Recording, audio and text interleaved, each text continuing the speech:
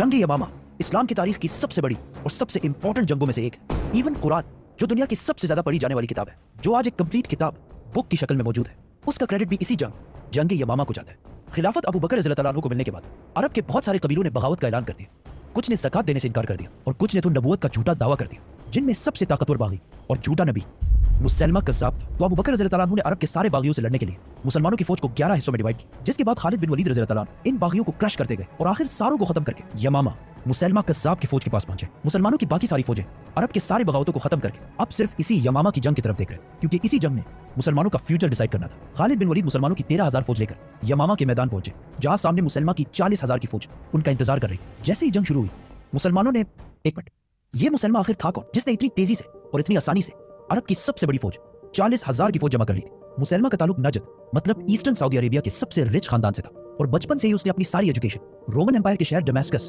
दमिश्क के सबसे बड़े स्कॉलर्स के साथ हासिल की, जिसके बाद वो वापस अपने कबीले बनु हनीफा आया, जो उस वक्त अरब के सबसे स्ट्रॉन्ग कबीलों में से था। और इवन आज भी ये कबीला अरब का सबसे स्ट्रॉन्ग कबीला है, क्योंकि सारे सऊदी बादशाह अब्दुल अजीज से लेकर मोहम्मद बिन सलमान तक सबका ताल्लुक इसी बनु हनीफा कबीले से है। जब मुसलमान शाम से वापस अपने कबीले आया, तो बहुत जल्दी इसके कबीले वालों ने इसे अपने सरदारों में से एक बना दिया, क्योंकि ये ऐसे था कि आज कोई हार्वर्ड या ऑक्सफोर्ड से तालीम हासिल करके वापस अपने छोटे से गांव है। मुसलमान अपने इल्म और टैलेंट्स की वजह से अपने कबीले में बहुत मशहूर हो गया। लेकिन जब मुसलमान नजद में अपने कबीले को लीड कर रहा था, उसी वक्त हिजाज में आप सल्लल्लाहु अलैहि वसल्लम मदीना में एक नई रियासत कायम कर चुके थे और ऑलमोस्ट हर साल उनकी मक्का वालों के साथ जंग होती रहती थी, बदर, ओहद, खंदक। लेकिन आखिर सुलह हुदैबिया के बाद मदीना की रियासत आहिस्ता आहिस्ता बहुत स्ट्रॉन्ग होने लगी और कुछ ही साल बाद मुसलमानों ने मक्का को भी फतह कर लिया, जिसके बाद आहिस्ता आहिस्ता पूरे अरब को समझ आने लगी कि मोहम्मद सल्लल्लाहु अलैहि वसल्लम ही अल्लाह के रसूल है और अरब कबीले हर तरफ से इस्लाम कबूल करने के लिए मदीना आने लगे। ये सब देखकर बनु हनीफा कबीले के लोगों ने भी अपने सरदारों से डिमांड की कि वो भी जाकर मदीना में आप सल्लल्लाहु अलैहि वसल्लम से मिले, जिसके बाद मुसलमान अपने 2 सरदारों के साथ मदीना की तरफ रवाना हुआ। मदीना पहुंचकर वो रसूलुल्लाह सल्लल्लाहु अलैहि वसल्लम के सामने हाजिर हुए और मुसलमान ने आप सल्लल्लाहु अलैहि वसल्लम से कहा कि हम सिर्फ और सिर्फ एक शर्त पर इस्लाम कबूल करेंगे कि आप अपने बाद हमें मतलब मुझे अपना जाननशीन खलीफा बनाएंगे। तो आप सल्लल्लाहु अलैहि वसल्लम ने वहां पड़ी एक खजूर की टहनी उठाई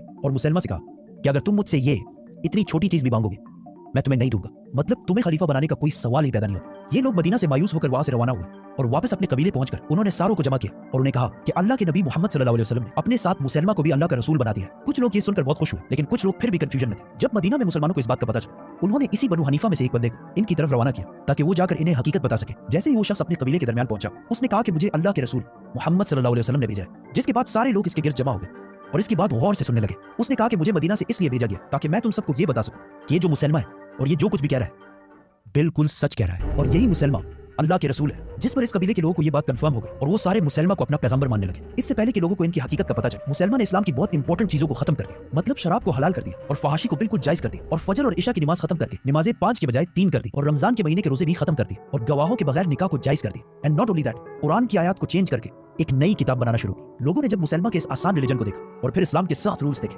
तो वो इस्लाम को बिल्कुल छोड़कर मुसलमान की तरफ आने लगे और आहिस्ता आहिस्ता मुसलमान का रिलीजन हर तरफ फैलने लगा। अब यहाँ क्वेश्चन ये है कि रसूलुल्लाह सल्लल्लाहु अलैहि वसल्लम ने तो बहुत मुश्किल से इस्लाम को फैलाया था, तो मुसलमान कैसे इतने आसानी से ग्रो कर रहा था? असल में जब आप सल्लल्लाहु अलैहि वसल्लम मक्का में थे, तो मक्का के सरदारों ने आप सल्लल्लाहु अलैहि वसल्लम को ये ऑप्शन दिया था कि अगर आप हमारे खुदाओं को खुदा माने, तो हम भी आपके खुदा को मान लेंगे और आपको अपना लीडर बादशाह बना देंगे। जिस पर आप सल्लल्लाहु अलैहि वसल्लम ने फरमाया था कि अगर मेरे एक हाथ पर सूरज और दूसरे हाथ पर चांद भी रख दो, तब भी मैं तुम्हारे खुदाओं को एक्सेप्ट नहीं करूंगा। जिसके बाद मक्का वालों ने मुसलमानों पर बहुत सख्त जुल्म शुरू किए, लेकिन मुसलमान इसके बिल्कुल ऑपोजिट किया और अरब के हर कबीले के खुदाओं को एक्सेप्ट करने लगा और अरब के सारे उल्टे पुल्टे रिवाजों को भी एक्सेप्ट करने लगा, जिसकी वजह से ये कबीले भी मुसलमान को बहुत आसानी से कबूल करने लगे और इस तरह मुसलमान बगैर किसी स्ट्रगल के आगे बढ़ने लगा। और फिर आखिर एक दिन मुसलमान ने आप सल्लल्लाहु अलैहि वसल्लम की तरफ एक खत भेजा, जिसमें उसने कहा, मुसलमान अल्लाह के रसूल की तरफ से, मोहम्मद अल्लाह के रसूल की तरफ, अब हम इस काम में एक दूसरे के साथ शरीक हैं, आधी दुनिया आपकी और आधी दुनिया मेरी।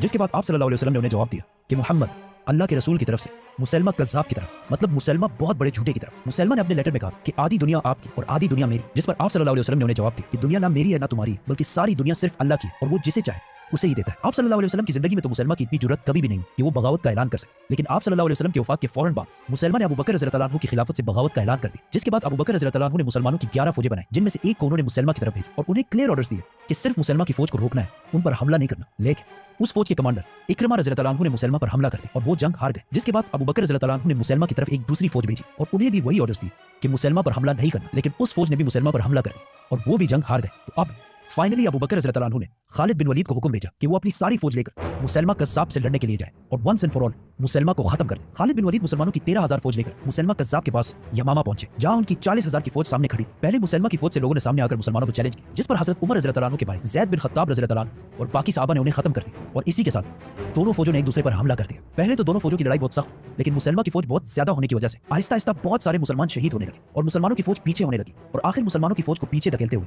मुसलमा की फौज इतने आगे आ गई कि वो मुसलमानों के कैंप्स तक पहुंच गए, जहां मुसलमानों की औरतें, इवन खालिद बिन वलीद की बीवी भी इन्हीं कैंप्स में थी। ऐसा लग रहा था कि क्लियरली मुसलमान अब जंग छोड़कर भाग जाएंगे और मुसलमा ये जंग जीत जाएगा। खालिद बिन वलीद रज़ियल्लाहु अन्हु को इस बात का पता था कि अगर आज ये जंग मुसलमान हार गए तो मुसलमा की ये फौज सीधा मदीना पर हमला करेगी। अब जब और कोई भी ऑप्शन नहीं था, खालिद बिन वलीद, ज़ैद बिन खत्ताब और कुछ और सहाबा मुसलमानों की फौज को छोड़कर दुश्मनों की तरफ बढ़ने लगे और आहिस्ता आहिस्ता बहुत सारे दुश्मनों को क्रश करने लगे। मुसलमानों की फौज ने जब अपने लीडर खालिद बिन वलीद और कुछ बाकी सहाबा की बहादुरी देखी तो उनका हौसला भी बढ़ने लगा और वो आहिस्ता आहिस्ता जंग में वापस आने लगे। और कुछ ही देर में मुसलमानों की सारी फौज ने मुसलमा की फौज पर इतना सख्त हमला किया कि वो जंग छोड़कर पीछे भागने लगे और भाग भाग कर आखिर एक बाग पहुंचे जो चारों तरफ से दीवारों में कवर्ड था। वहां मुसलमा और उसकी सारी फौज ने दरवाजे बंद करके अपने आप को सिक्योर कर लिया। इस जंग को, जंग यमामा को, लोग हमेशा जंग हुनैन के साथ कंपेयर करते हैं कि जब मुसलमानों की फौज जंग हुनैन में जंग से आहिस्ता आहिस्ता पीछे हट रही थी तो रसूलुल्लाह सल्लल्लाहु अलैहि वसल्लम मुसलमानों को छोड़कर अकेले दुश्मनों की तरफ बढ़े थे और उस दिन लीडरशिप की अजीम मिसाल कायम की। मुसलमा की फौज जब अब किले के अंदर सिक्योर थी तो बहुत कोशिश के बाद भी मुसलमान अंदर नहीं घुस सकते थे। तो आखिर एक सहाबी बर्रा बिन मालिक ने यह ऑफर दी कि मुझे किसी तरह मुसलमान दीवार की उस तरफ फेंक दे तो मैं जाकर मुसलमानों के लिए दरवाजा खोल दूंगा। लेकिन खालिद बिन वलीद और बाकी सारे मुसलमानों ने यह करने से बिल्कुल इनकार कर दिया, क्योंकि ये बिल्कुल खुदकशी थी।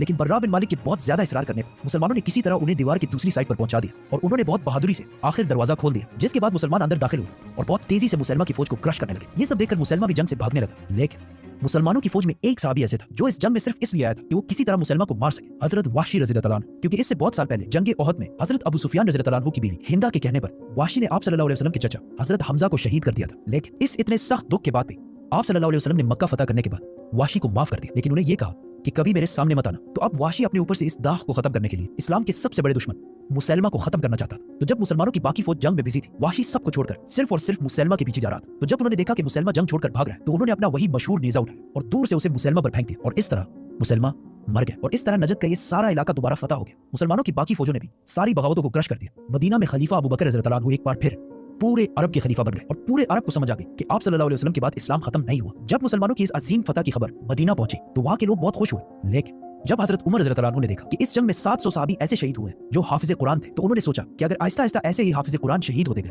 कि एक दिन कहीं ऐसा ना हो कि मुसलमान कुरान के सीक्वेंस के बारे में भी इख्तिलाफ में पड़ जाए और बहुत सारे फिरकों में डिवाइड हो जाए, क्योंकि उस वक्त कुरान छोटे छोटे हिस्सों में कहीं कहीं पर लिखा हुआ था और ऐसे कंप्लीट जिस तरह आज हम पढ़ते हैं इस तरह मौजूद नहीं था। तो उन्होंने जाकर अबू बकर रज़ियल्लाहु अन्हु को कन्विंस किया कि हमें कुरान को सही सीक्वेंस के साथ लिखना चाहिए ताकि मुसलमान कुरान की वजह से फिरकों में ना बढ़ सके। और इस तरह अबू बकर रज़ियल्लाहु अन्हु ने कुरान को सही सीक्वेंस के साथ एक किताब की शक्ल में लिखने का हुक्म दिया।